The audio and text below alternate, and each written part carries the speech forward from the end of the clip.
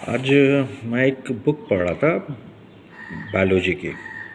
और इस बायोलॉजी की बुक में मुझे एक टॉपिक मिला रिप्रोडक्शन का।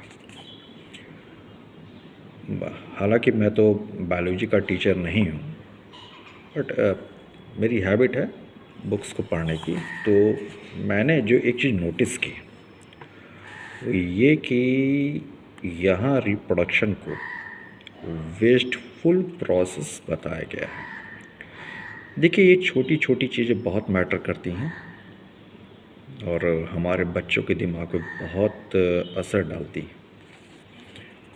हालांकि इन्होंने लिखा है कि how reproduction is responsible for the continuity of the species on this earth. इन्होंने सुधार किया है, लेकिन ये लिखने की ज़रूरत क्या थी? अब ये क्यों मैं इस पे इतना जोर दे रहा हूँ, आप इसका अंदाज़ा इसी से लगाइए कि आज जो आप सोसाइटी में जो चीज़ों को आप देख रहे हैं, लोग शादी नहीं करना चाहते हैं या फिर फैमिली प्लानिंग नहीं कर रहे हैं या फिर जो भी इस तरह की चीज़ें हैं अपने फ्यूचर को लेके, बच्चे को फ्यूचर को लेके, एक जो सोसाइटी में इनडिफरेंस सी चीज़ें आ गई हैं, उदासीनता आ गई है, उसके जड़ में यही है। इस तरह की चीज़ें जो होती हैं वो कहीं ना कहीं सोसाइटी को बर्बादी की तरफ ले जाती हैं। आजकल जो एक फ़ैशन है बच्चे नहीं पैदा करने का, उसके जड़ में इस तरह की एजुकेशन और इस तरह की एकेडमिक्स बुक्स बहुत ज़्यादा जिम्मेदार हैं।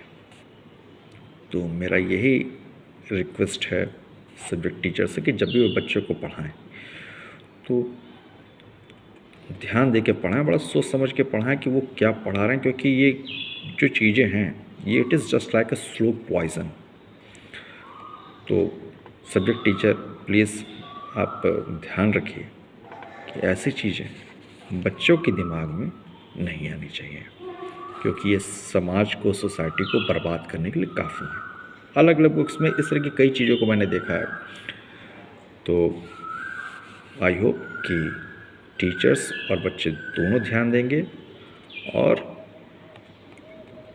इस तरीके की चीज़ों को एवॉइड करें आप, वेस्टफुल प्रोसेस जो इस तरह की चीज़ें लिखी होती हैं। हालांकि गवर्नमेंट को भी इस पर स्टेप लेना चाहिए कि क्यों इस तरह की चीज़ें मार्केट में आती हैं, इस तरह के बुक्स आते हैं जिसमें इस तरह की चीज़ें लिखी हुई हैं। लेकिन खैर, हम लोग तो कोशिश कर सकते हैं। तो आई होप आप लोग समझ जाओगे मैं क्या कहना चाहता हूँ कि ये सब सोसाइटी के लिए स्लो पॉइज़न है।